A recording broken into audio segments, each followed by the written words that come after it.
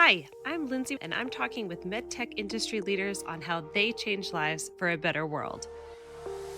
The inventions and technologies are fascinating, and so are the people who work with them. There was a period of time where I realized fundamentally my job was to go hang out with really smart people that are saving lives and then do work that would help them save more lives. I got into the business to save lives, and it is incredibly motivating to work with people who are in that same business, saving or improving lives. What better industry than where I get to wake up every day and just save people's lives? These are extraordinary people doing extraordinary work, and this is The Leading Difference.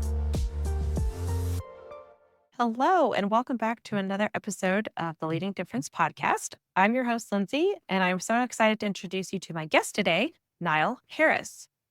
Nile is a highly skilled and versatile leader who has made significant impact in the medtech industry for 2 decades, from the C-suite to the operating room in companies such as Medtronic and Abbott. Her agility was forged through a successful cross-functional career spanning corporate strategy and development, product marketing, field sales and marketing, strategic market insights, commercialization, market access, and executive coaching. Nile is an expert advisor and mentor for Life Science Tennessee and the National Entrepreneur Center focused on early stage startups. She is the CEO and founder of HVG Executive Solutions and currently serves as director in the life sciences practice at Alvarez and Marsal. All right. Well, thank you so much for being here, Nile. I'm so excited to speak with you today. Thank you. I'm happy and excited to be here as well. Awesome. Well, I was wondering if you wouldn't mind starting off by telling us a little bit about yourself and your background and what led you to MedTech. Yeah, interesting story. Happy to share my journey to MedTech. I tripped into it and loved it.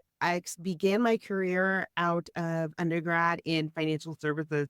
Actually interned all through undergrad in financial services, and I loved being on a trading floor. I was actually a licensed broker at one point. Loved working on trading floors. I'm originally from Chicago, worked at the Board of Trade, Chicago Board of Options Exchange, but it wasn't a cultural thing.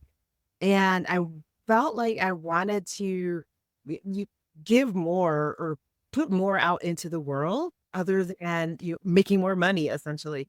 And I went to business school at the University of Michigan and did my internship at Lilly in Indianapolis and absolutely loved healthcare.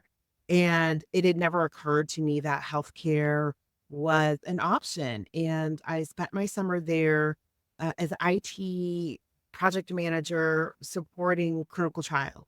And I was like, I thought this was just amazing. And so I was recruited to Medtronic coming out of Michigan.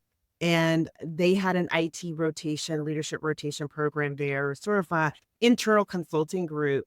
And I was in that program for 2 years. And when I came out of that program, I went to the strategy and corporate development group within Medtronic. And that's when I really saw what we did as a company there. I really have more exposure to the products, the lives that we were saving, and the impact that we were having. And I had really no idea what it took to get a product from bench to bedside. Like, what does it take to get a product designed and into a patient? And I decided to go from corporate strategy and development to field sales and marketing. And so like, I thought that there was no better way to learn it than just to roll up my sleeves and get into it. And so I went from making PowerPoints and Excel spreadsheets to being out in the field. So I went from being in Minneapolis to Nashville, where I was doing therapy development specialist. So it's a hybrid between sales and marketing. And I spent a lot of time in hospitals. In the part of my job was essentially to grow the pie for thoracic and abdominal aortic aneurysm stent grafts, and then grow our piece of the pie. So I was in surgeries, but I was also doing strategy and sort of marketing and attracting customers and referral patterns. And it was great. This was magical to me. And I had no idea before I got into Medtronic that this was a world that was even open to me. And so I just got deeper into it. I did product management, did value-based healthcare and pricing. I did a stop for a couple of years in K-12 education. I'm very passionate about closing the health, wealth, and education disparity gap in Mm. America.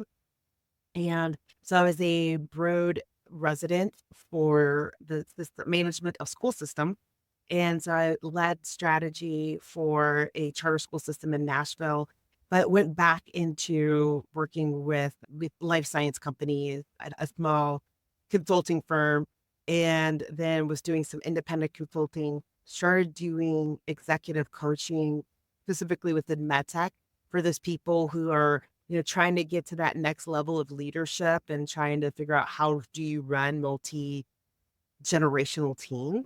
And then I was at Abbott for a little bit as a global director there and built a team there. And now I do management consultant. And so I've been in MedTech now for 20 years. And what I love about being a consultant is that I get to take all of those experiences and help companies bring innovations to life.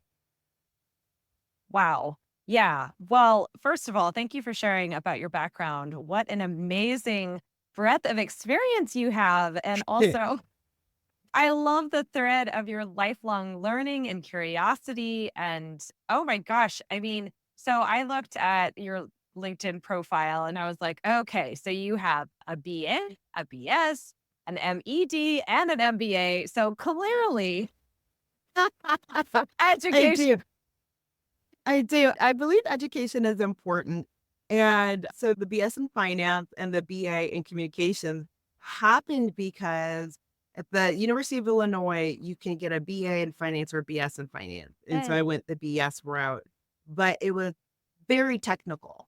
We had these highly technical economic classes, statistical modeling, all these things. There weren't a lot of soft skill classes.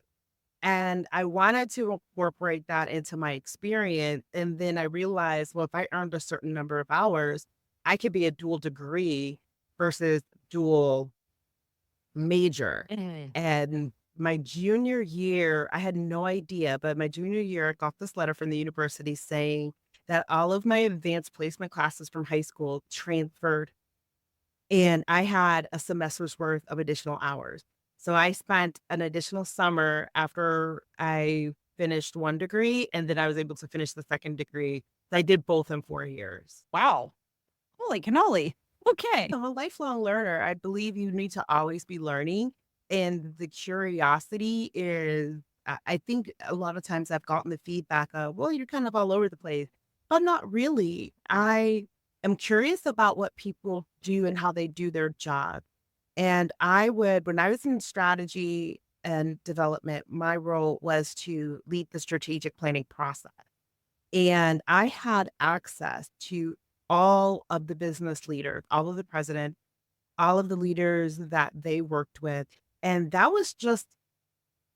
in itself was just a college education. I had ready access to ask them about their businesses, but I also asked them, well, how can it be a better partner for you? If I'm in corporate, how can it be a better partner for you? And one of the things that came up over and over again was understand my business better. I understand that you have to run the process and you're focused on getting all the parts and pieces together. But what would help me is if more people in corporate understood my business. And I was like, okay, I'm going to go into sales.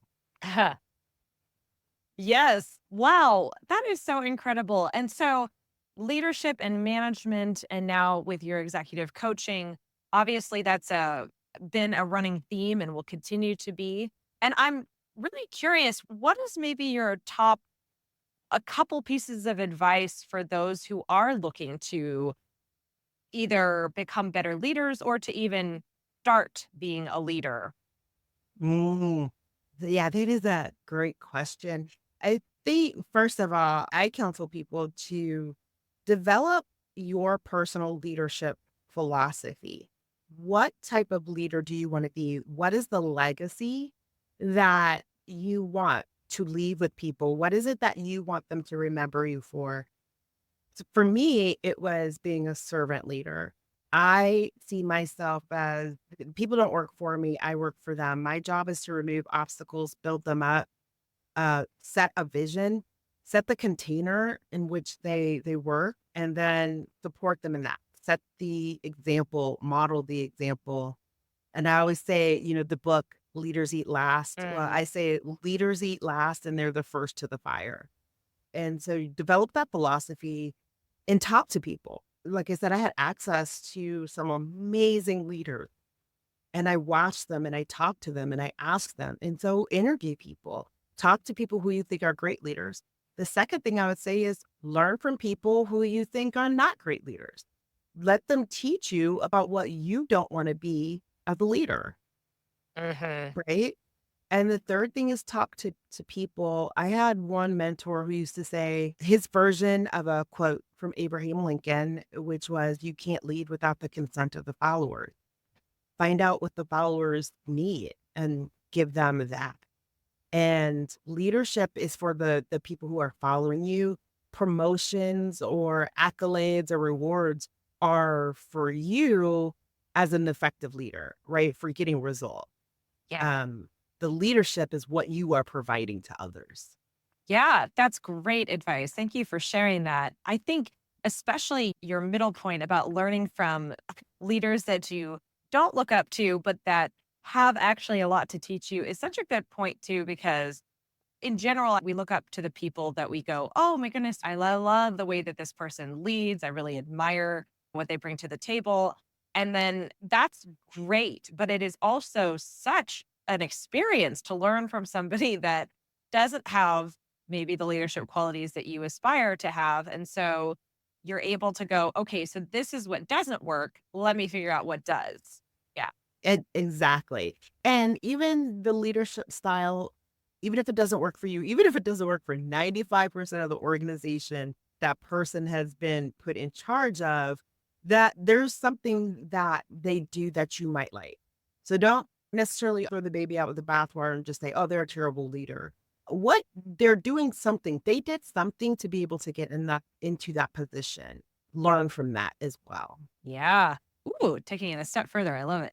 One thing I really enjoy, well, I very much enjoyed reading your LinkedIn profile, by the way. But one thing that really stood out to me, and I would love if you could talk a little bit about, was somebody at some point told you that you have an amazing ability to seamlessly switch between strategy and tactical execution. Could you Yeah. speak a little bit to that? That is so cool. So this is funny. This is a very funny thing. So that was a manager who I did not get along with. We did not see eye to eye. And we had a facilitator come into our team meeting one day and help us to figure out how do we work together and collaborate as a team? Like, how do we pull out the gifts, right, in each other? And so the facilitator went person to person and asked, what's your gift? What's your gift? What's your gift? And so when he got to me, I said, oh, my gift is my organizational skills. I'm very organized and I can connect all these dots. And so my manager, who I did not get along with, says, your gift is effortlessly going from strategy to tactical execution. You can be in the clouds and then on the ground, and it is a clear stream and it is effortless. And everybody in the room was like, yeah, well, where did you get organization from? I was like, wait, where did you get that from? I didn't see that in myself. Oh, It didn't occur to me that's what I was doing. When they pointed it out, I didn't realize it was a gift because I just do it. And then they were like, not everybody can do that. And I thought it was so odd that this person who I had sort of like this ongoing strife with was the one to point it out. that's irony for you. But what a gift though, because then Yeah. yeah, to understand, oh, this isn't something I think it happens a lot where you get to it's really helpful to have somebody's outside perspective who can say, actually, this is your superpower because most people can't do what you think just comes naturally to everyone with only. Yes. Yes, and because a lot of times I actually got this question, somebody else was going through my LinkedIn profile, and they were like, "Well, how did you develop that skill set?" And I told them, I didn't do it intentionally. I didn't set out to say, "I'm gonna go from strategy to execution effortlessly."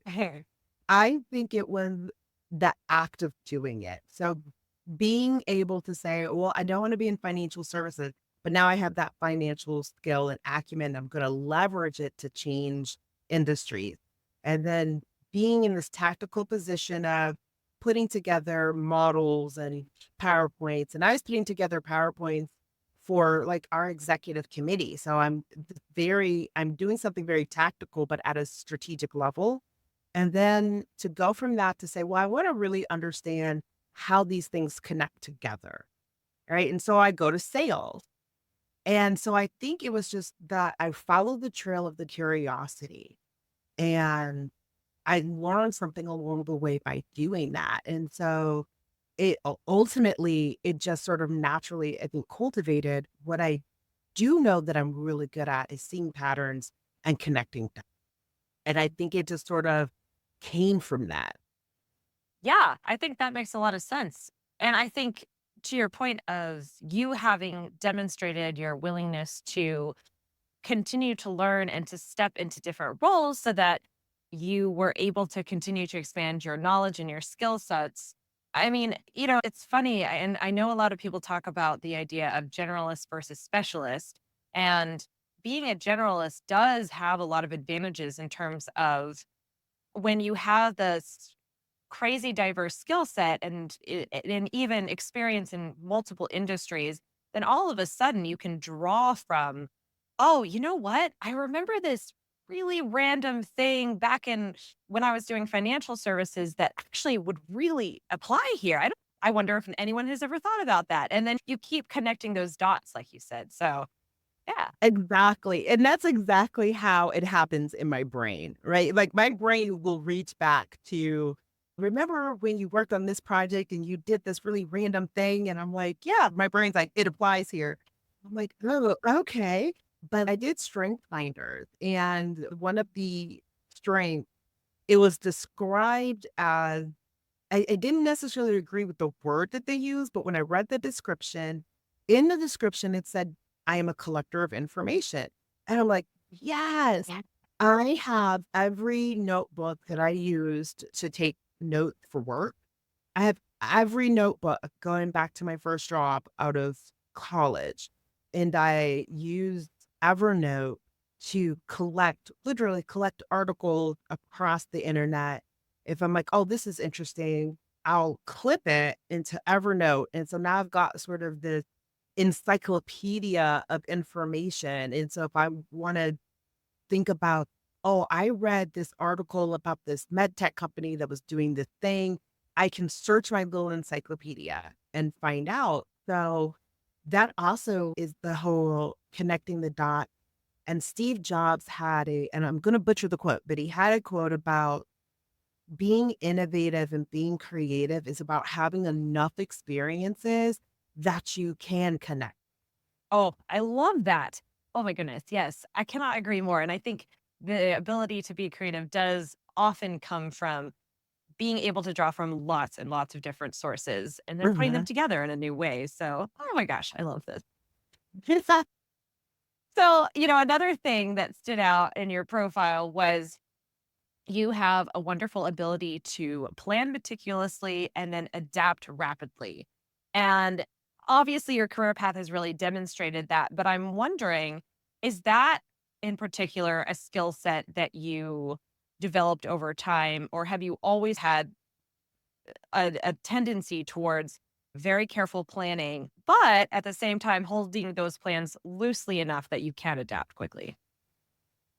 there's a little bit of both. It's inherent in me to want to plan, want to know where things are. That just gives me a sense of comfort. I did not always adapt rapidly. That was working in the strategy and corporate development, working with a bunch of C-suite, CEO, the COO, the presidents of all the businesses. Adapting rapidly was a requirement, and things would change, super fast. The meeting might start off about one topic and then it ends on a totally different topic. So having to pivot, having to go, but then that also helped me with, okay, I'm going to have a plan A and a plan B and a plan C, because then I started to learn how to anticipate. And I would know, okay, if we're going to go through this particular presentation, which is about this piece of the strategic plan, it could go one of three ways. And I want to be prepared for all three ways. And so over time, I became known for my ability to pivot real quick or have something in my back pocket. So people would always then be like, oh, Niall, we know that you have a plan B. We know that. And we were doing a sales meeting. I worked under the president of the cardiovascular business, and we were doing a sales meeting, and his video or presentation clip, whatever, was on this was a long time ago. So it wasn't transferred digitally. It had to physically be burned onto a tape or a CD or some medium. And I had to physically transport it with me from Minneapolis to Las Vegas, where the meeting was. And I said, could you make another one so I have it back? And the guy was like, come on. And I was like, nope. So I gave the first copy to the person I was supposed to hand it off to. Get to Las Vegas, and they called me over to the hall for rehearsal, and they're like, hey, we can't find the first copy. And I was like, no worries. I pull out the second copy out of my little bag, and the president of the business was like, yep, that's Niall. And they were sitting there, and they said, yeah, the president, he wasn't worried at all. But we were freaking out. And he was like, no, just call Niall. Oh, And they were like, wow. And he was like, I told you. And so then being in sales is nothing but adapting rapidly. That is all day, every day. So that adapting rapidly was taught. And I think being planful was my natural inclination. yeah. Well, what a great reputation too to have. Just call Niall. It'll be great. It'll be fine. It'll be fine. Niall's got it covered. I love that. Yeah. So what are you really looking forward to, maybe both personally and professionally, in the next couple of years? Oh, I've so now that I'm in a bigger management consulting firm, not doing the independent piece, but I'm part of the bigger entity, there is so much happening in MedTech and medical device and life science in general with generative AI, healthcare equities, just so much happening. And I think that we are reaching a big pivot point also with like digital healthcare and collecting data on patient care, predictive medicine. We are at this next evolution of care. And I'm really excited to help usher that in by working with companies, with innovators in this space, the AI with imaging and streamlining workflows and helping to close healthcare disparity gaps, to be able to contribute to that in a much deeper way that you can't when you are an independent consultant. The other piece is I really love helping to build those high performing teams. And there's like with coaching, I love that aha moment, that moment when somebody's like, oh, wow, like that aha moment I had when my manager said my gift is going from strategy to execution. I love helping other people have that moment. So I'm looking to help build that next level of leaders that will be better leaders than I am, better leaders than I had. And then the next stage for me is, how do I, again, take everything I've learned and pay that forward, leave a legacy? And I might be talking about, like, it might seem like I feel like I'm old because in 2 years, I'm still going to be working, I'm still going to be doing things. But that's when I feel you start to get into the part of your career where you're leaving that mark, you're leaving that legacy. That's the thing that we want to know Niall for in the MedTech space.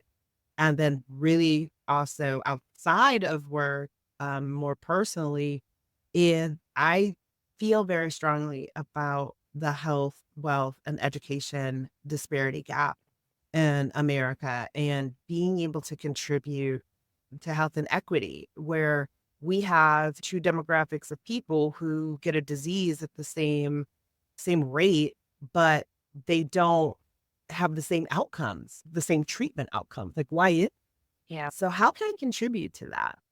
Yeah. Yeah. Yeah. Those are all wonderful things to be thinking about and working towards. So, yeah, I really appreciate just you talked about how you are a servant leader, but you just have such a beautiful heart of service. And I mean, I could see that throughout even your volunteering and your mentorship and things that you do. So, gosh, yeah, thank you for sharing about that. Yeah. So I'm curious, along this journey, especially in medtech, have there been any moments that stand out to you as really clarifying to you, wow, I am in the right place at the right time in the right industry? Ooh, ooh. There is a moment where I almost quit. And it was when I was in sale. And again, it was a hybrid sales marketing role, but it was doing my field training. And I'm so excited to be out there. And I'm completely committed to the mission, and we help people and devices. They go in people and they restore health and they do all of these things, and these things are great. And I was in the hospital one day with one of my training reps, and we got a call to the ER. There was a patient in there with a ruptured aneurysm, aortic aneurysm. And he was, I don't know, in his 80s, mid 80s. And we looked at the film to see if the device, the stent graft, it's minimally invasive. The other way you repair an aortic aneurysm is to open somebody all of the way up and take out their aorta and put in a different type of graft. And when we looked at the film, this was a ruptured, something like a 10-centimeter aneurysm. And this patient was actively bleeding out.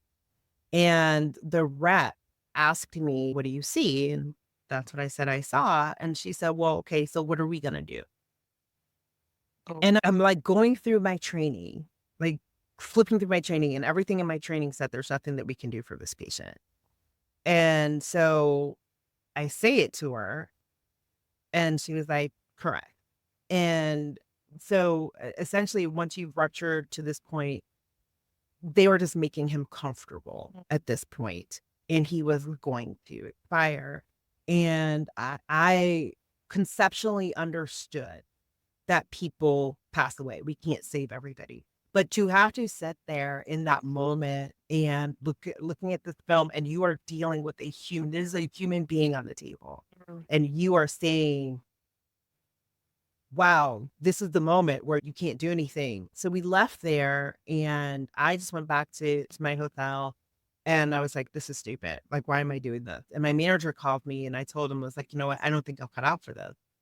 I can't do this. I mm, can't not save people. I got into this to save people. And he said, if you had any other reaction, I would be worried about you. He's like, give it 48 hours and call me back. So I gave it 48 hours. I called him back, and I was like, no, I'm supposed to be here. I'm in the right place. I love the work. I love what I do. I would not have been so upset if I didn't. mm. If I didn't love what I do, if I wasn't in the right place, I would not have been so upset. So that was, to me, was a defining moment of that's why I love this work. Wow. Oh my goodness. What a powerful story. Thank you for sharing that. Yeah. You're welcome. I really appreciate that's such a human moment to have. And of course, we all have them, but we don't always talk about them because it doesn't always feel good. But that is so powerful that you were able to take what was such a difficult moment, but use it as a little bit of motivation for your why as well.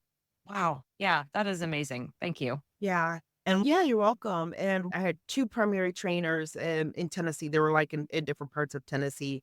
And the primary trainer told me when I first day of training, he said, if you always do what's right for the patient, everything else will come. Yeah, there you go. That's great. Yep.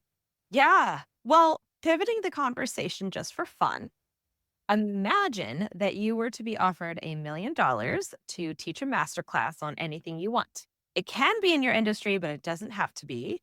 What would you choose to teach and why? Oh, this is such a great question. I don't know how I would do it, Yeah. but I would teach people how do I put this? I would teach people how to go from like strategy to execution, but I think maybe in a broader way. I would teach people like how to connect dots or how to be curious or how to always be learning. I don't know exactly how I would do it, but I would teach people to be explorers their life. Yes. Oh, I love that so much. Yes. Amazing. Yeah. Well, Yeah. whenever you put that together, let me know because that sounds incredible. Yeah, I mean, I just wrote it like I wrote it down, right? Like that's what I would do. I would teach people to be explorers because then if you teach people to be explorers of their own life and curious about their own life, they're going to end up where they're supposed to end up eventually, right? So whether it's med tech or whether it's this or that, like you're gonna end up where you should be because you've been curious about your life. And yeah, that's great. Yeah, I love it. And also, I think the benefit of the explorer mindset is that because you are choosing to view life as an adventure and you're constantly learning and growing, there really isn't such a thing as failure. You're exploring. So if something doesn't go the way that you hoped it would or planned it would or whatever, you go, okay, that exploration didn't go as planned. What did I learn from it though? And then let's move Yes. forward. Yeah, that's exactly how I look at it. Somebody asked me if I had a fear of failure, and I said I don't. They're like, "That's crazy. Everybody has a fear of failure." And I was like, "No, because I tried something didn't work out. Now I know, Yeah. right? Or I didn't do it the right way. Now I know the right way. So I was like, I don't have a fear of failure, fear of doing things badly, not performing well, but a failure. No, it's all exploration. It's all learning. Yeah. Ah, perfect mindset. I love it. So, and then you touched a little bit on this, but just to dive a little bit more into it, how do you wish to be remembered after you leave this world? As a servant, yeah, I that's a of a yeah. I don't think there's more. I want people to remember that I contributed, that I gave more than I got, that I helped others, and I'll be happy with that. Yeah, absolutely. Yeah. And then final question. What is one thing that makes you smile every time you see or think about it? Dogs. See The him on the end. street, the end. See him on the street, smile. Go to the dog park, smile. Look at my own dog, smile. Dogs are our partners in life. They are like four-legged dopamine molecule. They are just amazing. And they're always such a good energy boost, mood boost. Somebody asked me this, if you quit MedTech tomorrow, what would you go do? And I'm like, I would open a doggy daycare. Amazing. I love it. Yeah, they're just little bundles of joy. I mean, how can you not just be so excited to see it? Well, I view it that way. How can you just not fall in love? I fall in love all the time with dogs. Yeah, dogs are amazing.